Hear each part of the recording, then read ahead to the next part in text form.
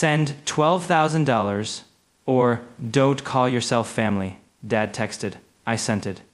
Then found out it paid for their cruise, the one they told me they couldn't afford to invite me on. That night, I made 3 changes to one account. When they docked and tried to fly home, the text came in at 11:47 on a Tuesday night. I was in the studio, in the middle of a mix session, and Marcus saw it before I did. He went very still. He turned the monitor down without me asking. That's how you know your face has already given everything away. Send $12,000 or don't call yourself family. My dad. Gerald Morrow, 65 years old, 3-bedroom house in Louisville that I helped him re-roof 2 summers ago. Sent it like a bill, like a subscription renewal he had finally gotten around to. I stared at that message for a long time. Then I sent the money, $12,000. Wired the next morning because he said it was for his heart, and what kind of son doesn't believe his father about his heart?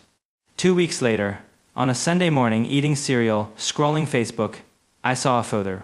Ruth Ann, my stepmother, in a wide-brimmed straw hat and enormous sunglasses, holding a cocktail with its own personal straw ecosystem. And behind her, the gleaming white hull of a Royal Caribbean cruise ship. Caption, living our best life. So grateful for this blessing. Tagged in the comments, my brother Reese, his wife Cheryl, both in linen, both with drinks. The cruise. The one my father had called me about 6 weeks earlier to explain they just couldn't swing financially this year. The one where he said times are tight. Twice in the same phone call. I put my phone down. I lip-bit the faucet for a while. Then I got my laptop. That night I made 3 changes to one account. That I went to bed and slept 9 hours straight. Best sleep in 3 years. Let me back up. My name is Oscar Morrow. 36. I live in Charlotte, North Carolina. Moved here 11 years ago when I got my first production credit on a mid-level R&B album and never found a reason to leave. I produce music, primarily R&B, some hip-hop, a little of what press releases call alt-soul, which is really just good songs with interesting chords. 2 top 20 singles, 1 Grammy nomination. I didn't win, and I've made a mostly genuine peace with that. And in a good year, I clear around $185,000. Not music industry rich, quietly comfortable, through sustained effort rich, which takes longer and arrives without fanfare. I have a daughter, Mia. She's 7. She has a laugh that makes strangers at airplanes turn around. She is the single most important thing in my life, and I don't say that casually. Gerald Morrow, my dad, is 65, retired at 62. Has a pension he describes as good enough, which covers a broader range of spending than you'd think. Remarried in 2015. Ruth Ann is 63, warm in a practiced way, the kind of woman who always knows what a gift costs and always knows who paid for it. Gerald also has a heart condition. Real, diagnosed, genuine, which he carries like a key on a keychain. Always on him. Pulls it out at the exact moment you need a reason to stop asking questions. I just can't handle the stress, Oscar. You know what Dr. Brennan said. I know. I've known since the 3rd time you told me. My brother Reese is 38.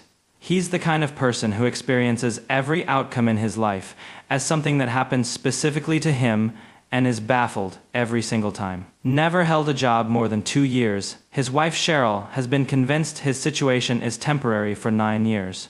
Which is an impressive, sustained act of faith. Their kids, Brixton, 10, thoughtfully confused by everything, and Poppy, 8, who is becoming a content creator and practices her expressions in every reflective surface she passes. Reese was always the one Dad talked about at dinner. Reese's potential. Reese just needs the right break. Meanwhile, I was making real money and getting cited in industry publications. And Dad would say, "That's great, son," and pivot immediately back to Reese. 36 years of that particular dynamic. Then there's Aunt Carolyn, Gerald's sister, 68, lives in Asheville, raises chickens she's named after Supreme Court justices, says exactly what she thinks with zero warm-up. She has the moral authority of a woman who has been taking notes quietly for decades and is very selective about when she speaks. And Marcus, my co-producer and best friend, he'd watched this whole situation from the front row for 3 years.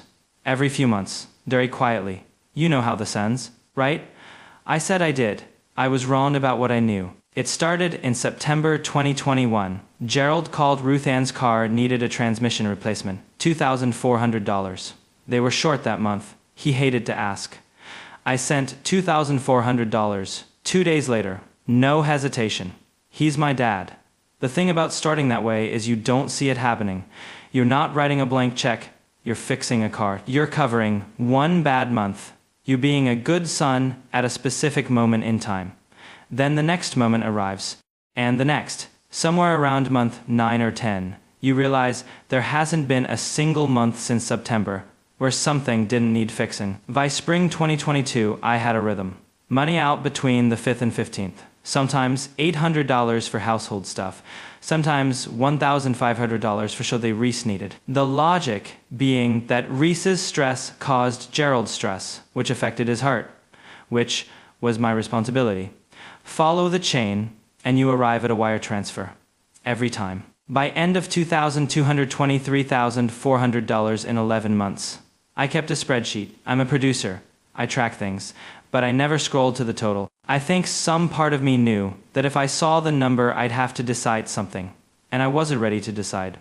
Some mornings, I would open the spreadsheet, add a new row, and close it before my eyes could drift to the bottom. That's not denial. That's a person choosing very deliberately not to know something.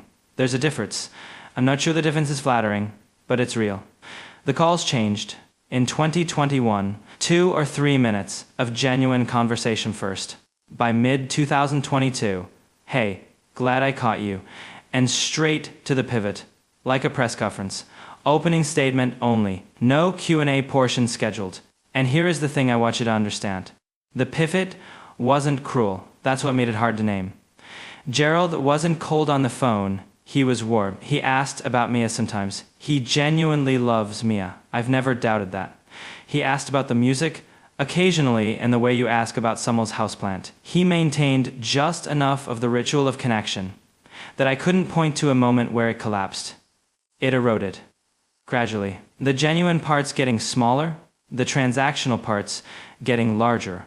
Until one day I realized I was listening to a man I barely recognized perform the voice of my father to soften a request he'd already decided he was going to make. Nobody tells you that when you always say yes, people stop experiencing it as generosity.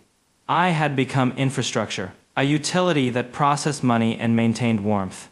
The giving stopped being notable. I stopped being notable. I was just the thing that kept the heat on. I kept telling myself it was temporary.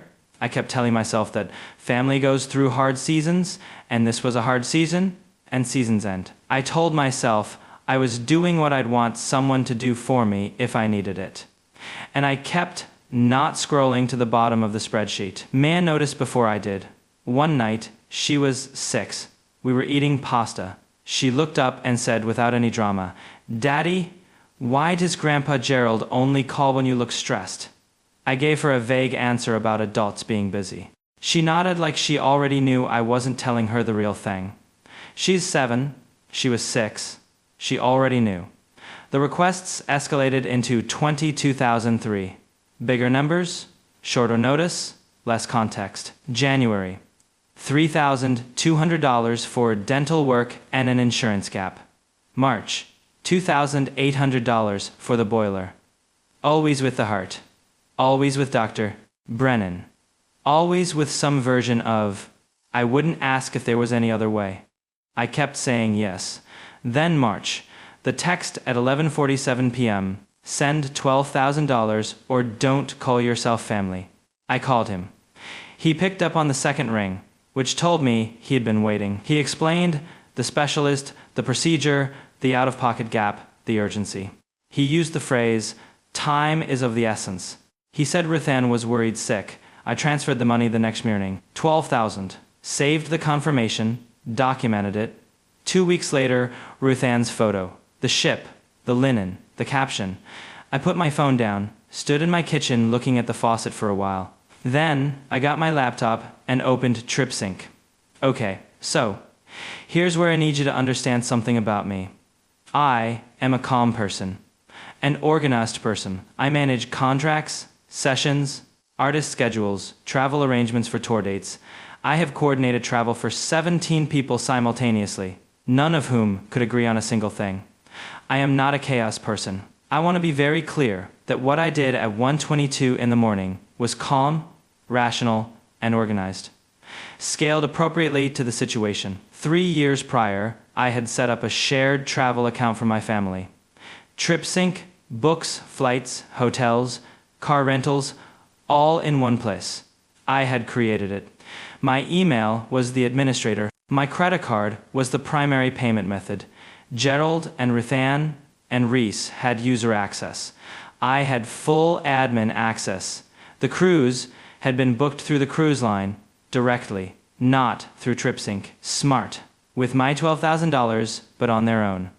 The return trick, though, the post-cruise hotel, the flights home, the car service from port to airport, that had all been arranged through TripSync by me 3 months ago. Back when I was still considered part of the family enough to be useful, I opened TripSync at 1:22 a.m. and looked at their reservations. That I made 3 changes. Change 1. Their hotel, a very nice Marriott near Miami Port, $287 a night, shuttle included. I canceled it and rebooked them at the Sunny Palms Motor Inn, 11.4 miles from port. No shuttle. Free continental breakfast until 8 a.m. Rated 3.1 stars. I had read the reviews, which I will describe only as narratively rich. One said, fine place overall. Gerald was a surprise. Another, not for people who are startled by animals. A third, Gerald found my flip-flop, and it was not a peaceful morning. I didn't know who or what Gerald was. I booked it anyway. The $193 savings went to my personal account. Change 2. The rental car. A mid-sized sedan from Miami Airport Hertz. Moon pickup. I changed the vehicle class to a 15-passenger van, the only class with last-minute availability. And in the group name confirmation field, I typed First Baptist Church of South Charlotte Youth Group, Spring Retreat. This was an available field, and I filled it in. I am not fully sure what I was thinking. I am completely sure what I was thinking. Change 3. The flights. Direct flight, Miami to Charlotte, 2:40 p.m. I canceled it and used a $1,200 flight credit from my own old canceled trip to rebook them on a new routing. Miami to Philadelphia, 7-hour layover, then Philadelphia to Charlotte at 9:40 p.m. Seat assignments. Gerald in 31B, middle, no recline, near the lavatory. Ruthann in 14A, window, completely different section. Reese in 22C, middle. Cheryl in 38D. Brixton and Poppy in row 27. Together, but separated from both parents by 11 rows in each direction. Then, I made one phone call. I have a friend who handles music licensing for airports. His company curates background audio at gate areas in several major U.S. airports. I had done production work for him 18 months prior. He owed me. At 1:39 a.m., I asked him to add one song to the rotation at Philadelphia International, gate C14, the departure gate for Gerald's 9:40 p.m. flight to Charlotte. The song was You Had My Number by Tavi Monroe, an artist I'd been developing for 14 months. We'd just finished this track, written from her own experience about her father, in sessions where she'd absorbed considerable context about my situation. The song was about being used by someone who should have known better, about sending love into a space that returns nothing, about finally understanding that the number they had for you was never really yours, and had 47,000 streams. We'd both figured it was a B-side. My friend said, "Isn't that the song about your dad?" I said, "It's a song about complicated family dynamics." He said, "Oscar." I said, "Can you do it or not?" He did it. I went to bed at 1:47 a.m., slept 9.5 hours without waking once. The ship docked at Port Miami at 7:15 Thursday morning. Their car service had been upgraded from premier executive transport, sedans, uniforms, professionalism to a man named Terrence, operating as T's Smooth Rides, driving a 2006 Ford Econoline conversion van. beige, with a custom sound system that played exclusively smooth jazz, and a decorative ceramic owl mounted on the dashboard. Terrence arrived at 7:50 at the wrong pier entrance. Found them at 8:15. At 8:17, they were in the van. At 8:18, Ruthann texted me, "Oscar, who is this man? And why is there a decorative owl in this vehicle? Gerald is very upset. Are you awake?" I was awake, making breakfast for Mia and explaining grainy nomination processes to her. I did not respond. Terrence drove them to the hotel. He took the scenic way, through a neighborhood he wanted to share, past a mural he felt was important, and paused at a red light to compliment a stranger's dog through the window. The journey took 41 minutes. They arrived at the Sunny Palms Motor Inn at 9:47 a.m. Two-story stucco building, yellow that was once cheerful. Pool that is technically open, lobby that smells like lavender and something older than lavender. Cobnittle breakfast that ended at 8 a.m., which the front desk woman relayed with genuine sympathy. Clean rooms, very thin towels, and in the parking lot. Gerald the Peacock has lived at the Sunny Palms Motor Inn for 4 years. He roams the parking lot freely. The front desk staff speak about him with the specific familiarity and mild exasperation of people who have simply decided to accept Gerald as part of their organizational structure. He is large. He is iridescent. He has opinions about wheeled luggage, specifically about the high-frequency wobble certain wheels make on cracked asphalt, which he interprets as a challenge to his authority. Ruthann's rolling suitcase had a wheel alignment issue. Gerald the Peacock made a decision. I need to be on record about something. When I booked the Sunny Palms at 1:22 a.m., I had read the reviews. I had filed, "Gerald was a surprise, and not for people who are startled by animals, as entertaining," and had not done further research. I did not know his name was Gerald. I did not know what kind of animal Gerald was. The peacock is named Gerald. My father's name is Gerald.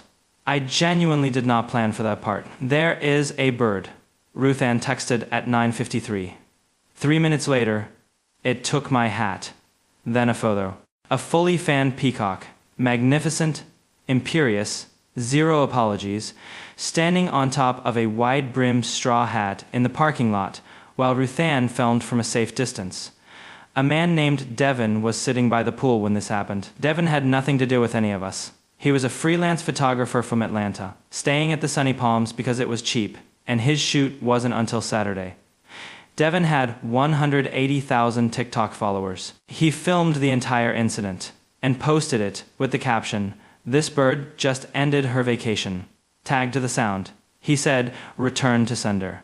412,000 views in 36 hours. Devin went back to interview the front desk staff. The front desk manager, Felicia, 40, who processed peacock incidents with the calm of someone who stopped being surprised 4 years ago, said on camera that Gerald only goes for luggage that belongs to people who have got something coming. Devin posted it. 700,000 views on its own. Devin called the series Gerald's Verdict. The series now has 12 episodes. Gerald the Peacock has 94,000 followers. I did not plan for Devin. I did not plan for Felicia. I did not plan for the series. I genuinely did not plan for any of that part. Noon. Miami International Airport. Hertz Qatar. The associate pulled up the reservation. Looked at the screen. Looked at Gerald. Looked back at the screen. This reservation is confirmed for First Baptist Church of South Charlotte Youth Group, Spring Retreat. Gerald said, "There must be an error." The associate said the vehicle had been designated for the group and a travel authorization was required from the group coordinator. At 12:17 p.m., a 15-passenger van pulled up at the Hertz return area. The actual First Baptist Church of South Charlotte. They had a Miami Zoo trip booked through Hertz, on their own completely separate reservation that had nothing whatsoever to do with me. Both parties now stood at the Hertz counter, both claiming a van, neither able to explain the other's presence. Brother Terrell was the youth pastor, 44, had driven 14 12-year-olds from Charlotte to Miami since 4:30 a.m., and was operating on purpose and prayer alone. He looked at Gerald Morrow. He said very quietly, "Sir, I need that vam." Gerald said, "I'm not with the church." Brother Terrell said, "Then explain why your name is on my vam." 47 minutes to resolve. 14 12-year-olds in airport chairs watching adults manage the situation. At least 2 of those cats had phones out. At least 2 were recording. They were given a Dodge Caravan, white. Baby onboard sticker fused permanently to the rear window. Rosary hanging from the mirror. A smell in the back seat that Reese later described to me in a phone call he wasn't supposed to be giving me updates from, but which I did not stop, as crayons and judgment. Brother Terrell posted about it on the First Baptist Church Facebook page the next morning. Calm, measured, entirely damning. The Lord tests us in unexpected places. At the car rental counter, a family was incorrectly listed on our reserved vehicle. For 47 minutes, I chose patience over frustration. I chose patience, barely. I want to be clear.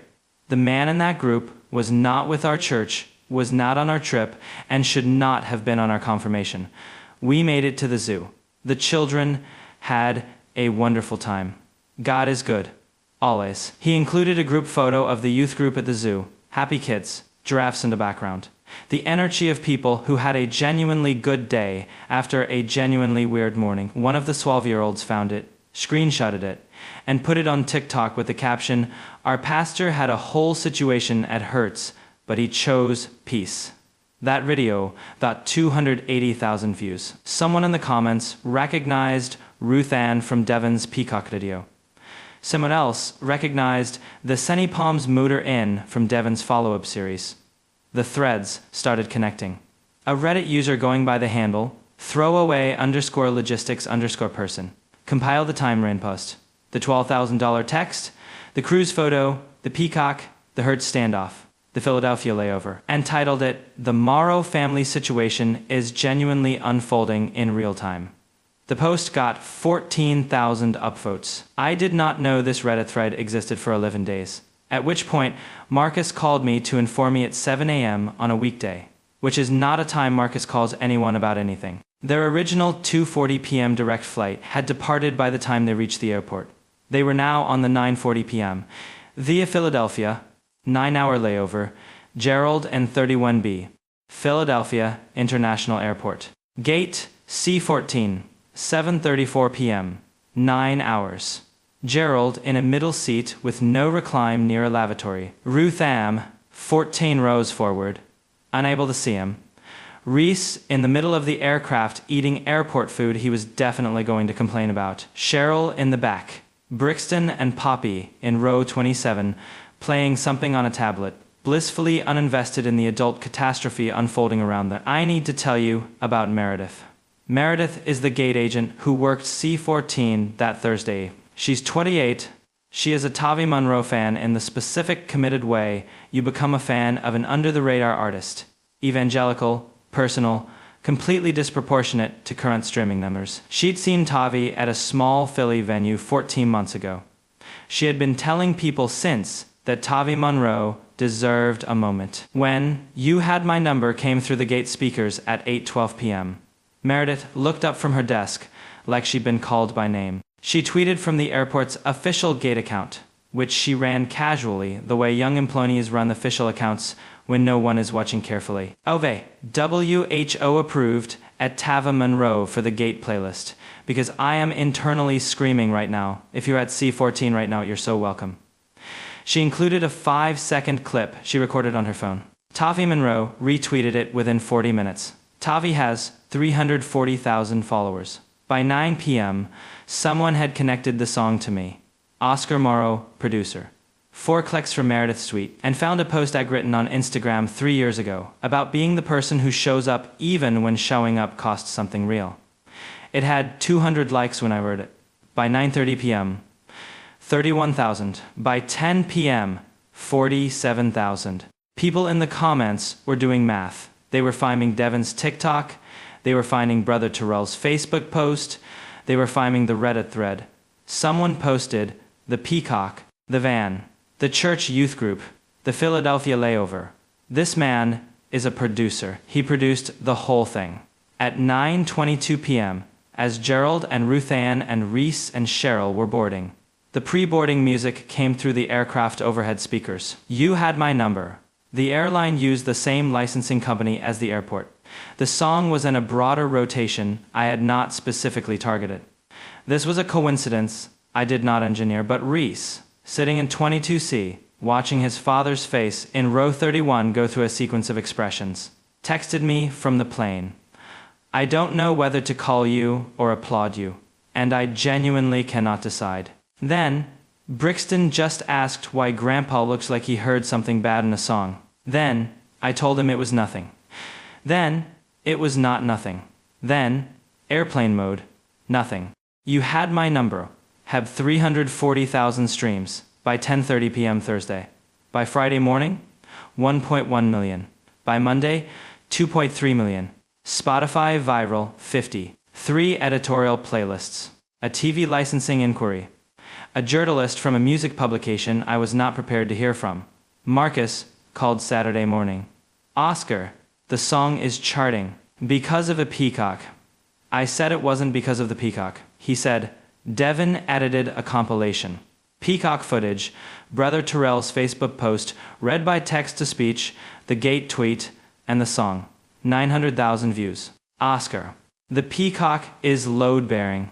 I genuinely did not plan for that part, I said. I know, Narcus said, and that's exactly why it works. The family group chat peaked at 11:47 p.m. on Friday, 1 week exactly after the original text. The timing was not lost on me. I noticed it. I believe certain forces in the universe also noticed it.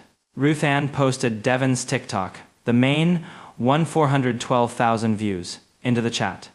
She accompanied it with, I am publicly humiliated. I have never done a single thing to deserve this. Oscar has always been jealous of our happiness, and now he's exposed our private family matters to the entire internet. I want everyone in this family to understand clearly what kind of person does something like this to people who love him. People who love him. I read that phrase twice. People who love him. From a woman who had just spent 2 weeks on a cruise ship, paid for by $12,000 I wired because her husband told me his heart couldn't take more stress. I read it, and I thought about all the ways love gets used as a word for something else entirely. As a debt, as a reason, as a thing that flows in one direction and gets called reciprocal. Silence in the chat for several minutes. Then Aunt Carolyn began typing. What Aunt Carolyn wrote in that group chat at 11:47 p.m. should be preserved somewhere. I mean that with complete sincerity. Ruth Ann, I've been quiet for 3 years, and I've decided I'm done being quiet. Gerald asked that boy for $12,000 and told him it was for his heart. Then the two of you went on a cruise. I was in the room when Gerald called Oscar to say he couldn't afford to invite him. I heard every word of that call. Gerald, you put it on speaker, which was a choice you made. Then Ruth Ann posted the cruise photos 2 weeks later with the ship tagged. Ruth Ann, you tagged the ship. Gerald, I love you because you are my brother, and I have loved you since before you knew how to tie your own shoes. And I will love you when all of this is long over. But I am telling you right now, as plainly as I know how, this is not Oscar's problem to carry. This is yours. It has been yours for 3 years. And Ruth Ann, sweetheart, I say this with genuine love in my heart for you. That peacock had better judgment than anyone in that hotel. Then, also Gerald, the peacock is a better name than Gerald the man right now. I said what I said. 37 minutes of silence. Denny, Aunt Carolyn, Pamela, Denny. Denny, I know Pam, but Aunt Carolyn. Charlene sent prayer hands, which, given Charlene, landed as surprisingly on my side. Ruth Ann's other sister, Nadine, sent, I'm staying out of this, which is Nadine's way of staying in it from a safe distance. The uncle, who hadn't posted in 2 years, sent, wow. Just that. 2 years of silence, and then, wow, which somehow said everything. Then Reese wrote 2 words. She's right. That was it. No context, no apology attached. No but. Just, she's right. I read it at 12:31 a.m. I was on my kitchen floor. not dramatically. My legs had just stopped working for a moment while I was standing there reading, and I'd slipped down the cabinet and ended up sitting there, which is a thing that happens when you've been carrying something for 3 years, and suddenly you don't have to carry it quite the same way. I read Reese's message. 2 words from my 38-year-old brother, who has been on the comfortable side of the same parental architecture I've been living under, just from a different angle. 2 words, and they hit harder than all of it. The unexpected turn came from Poppy. Poppy is 8. She wants to be a content creator. She practices her expressions in every reflective surface. I had assumed she was not paying close attention to things that didn't pertain to her personal brand. Poppy had been paying close attention to everything. 3 days after the Philadelphia layover, Cheryl called me. I almost didn't answer. I stared at her name on the screen for 4 rings. Then I answered, and it surprised both of us a little.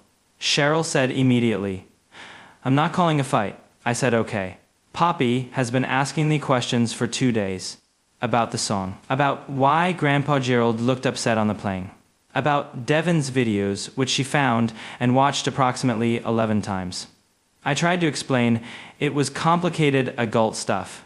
She paused. She sat with it. Then she said, and I'm telling you her exact words, "Mom, why does Uncle Oscar always help everyone, and then everyone makes faces like he's the problem?" I didn't say anything for a moment. Cheryl said, "She's 8. I said, "I know." Long pause. The kind where both people are deciding whether to say the real thing. Cheryl said, "We've been taking the money too. Not 12,000. But in January, Reese asked his dad for help, and his dad told him to call you, and Reese called you, and you sent it without complaining, and I did not tell him to send it back, and I knew it wasn't right, and I let it happen anyway, and I'm sorry for that. I'm genuinely sorry, Oscar." I sat with that for a moment. This was the most honest conversation I had had with anyone in my family in longer than I could quickly calculate. Not carefully diplomatic, not performing accountability, just honest, plainly, from one person to another. I said I appreciated her saying it. Completely meant that. She said, "Poppy drew you something. She's mailing it to your studio. She looked up your studio address herself on my phone. I don't know how she found it. I just saw the search history and thought, okay, that's happening. She drew Gerald the peacock handing you back a hat. Ruth Ann's hat, I think. She said you deserve to have the hat." I laughed. A real laugh, full from the chest. First one in this entire story. Cheryl laughed too. Genuinely. The kind of laugh that releases something. Her caption, Cheryl said, is "Uncle Oscar, this bird is on your side." I thought about that for a long time after we hung up. An 8-year-old who practices her expressions in mirrors. Who was going to be a content creator one day. Who was paying attention to everything through the whole thing. She drew a peacock returning a hat. She understood the shape of it before most of the adults did. Gerald called on a Sunday, 3 weeks after the ship docked. 1 call, Sunday afternoon. Not 14. Not a barrage of texts first. Just 1 call, 1 Sunday. Like a person who had decided something and was going through with it. I picked up. He was quiet for a moment. Not the practiced quiet. Not the performative pause he uses before delivering something he's prepared. Just quiet. The way you get quiet when you've been sitting with something for 3 weeks and you've finally run out of ways to not say it. He said, "I looked at the spreadsheet." I said, "What spreadsheet?" Carolyn came to the house on Wednesday. She sat at my kitchen table and wouldn't leave until I wrote down every amount you'd sent, every date, 3 years worth. Then she sat there while I added it up. He stopped, and then she made me say the number out loud. She wouldn't accept it if I just looked at it. She made me say it. I didn't say anything. Oscar. I wasn't tracking it. Each time it was just the one thing in front of me. The car, the utilities, the medical, the whatever. I wasn't thinking about it as adding up. I wasn't thinking about you as a person who had limits. I was thinking about us as a problem that needed fixing. And you as the person who fixed things. He paused again. I know that's not a good enough reason. I know that doesn't make it okay. I just want you to understand that I wasn't thinking of it as what he was. It wasn't a good enough reason. He was completely right about that. But here's what I sat with. He called.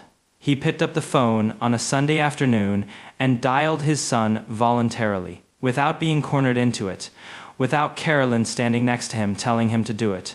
Gerald Morrow, a man who has never, in my memory, voluntarily sought out a moment of accountability, who has spent 65 years developing very sophisticated tools for avoiding exactly this kind of conversation, sat at his kitchen table, said a number out loud, and then called me. That cost him something. I genuinely don't know what it cost him, but something. It doesn't undo 3 years, doesn't return $12,000, doesn't erase the cruise photos or the text message or the particular quality of exhaustion I carried for 36 months, while telling myself it was temporary. It doesn't fix the specific image I can't shake. Me at my kitchen table, forking over money I'd earned note by note and session by session, while my dad arranged his vacation. But it's a beginning. The smallest, most imperfect, most Gerald-shaped beginning possible. And I've learned something about beginnings over the past few years. They're only visible in retrospect. At the time, they just feel like a moment. You don't know yet whether it becomes something. I told him I heard him. I told him I needed time. He said he understood. He didn't push for more than that. He said goodbye and hung up. It was the most I'd gotten from him in years, and I decided to let that count for something, for now, while I figure out what comes next. Are things fixed? No, not remotely. Gerald and I are in a place I'd call cautious. 2 more short, careful conversations since the Sunday call. The kind where both people know they're handling something fragile without having agreed on what to call it. Ruth Ann sent a text beginning with, "I want to apologize for my part in," that ended 4 paragraphs later, mostly about the Peacock video and her reputation. But the first sentence was real. I responded to the first sentence. We left it there. Reese paid me back $800. Not everything, but something, with a voice note saying he was going to keep going as he could. I told him to take his time. He said he knew he hadn't been seeing it right. We talked 20 minutes, the longest real conversation in years. His kids were loud in the background the whole time. It was fine. It was actually fine. Tavi Monroe's EP drops in 6 weeks. You Have My Number is at 2.4 million streams and climbing. She called me the morning it hit 2 million, crying, saying the peacock was clearly a spiritual entity. I told her the peacock was a territorial bird at a budget motel who had an issue with wheeled luggage. She said, "That's divine timing, Oscar. You can't plan divine timing." Honestly, she might be right. Devin, from Room 104, has released 12 episodes of Gerald's Verdict. He messaged me before using the song in episode 4. He said, "I feel like Gerald would want this in it." Gerald the Peacock has 94,000 followers. One of Brother Terrell's 12-year-olds follows the account.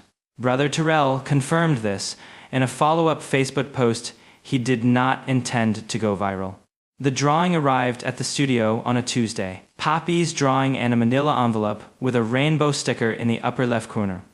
Uncle Oscar on one side, Gerald the Peacock on the other, the hat being passed between them. She used a lot of green for the feathers. She got my likeness right, considering she was working from memory. Mia was with me at the studio that day. She studied the drawing for a long time. Then she looked at me. "Daddy, is that Gerald the Peacock or Grandpa Gerald?" I said, "Technically, Gerald the Peacock." She thought about this. "I think the peacock is nicer," she said. I didn't disagree. We put the drawing on the refrigerator. It's still there. It's going to stay there a while. As a record. As a small, specific, 8-year-old piece of evidence that in the middle of all of it, someone was paying attention and drew it the way it was supposed to end. The hat returned, the right person holding it. That counts for something. Slowly, imperfectly, it counts.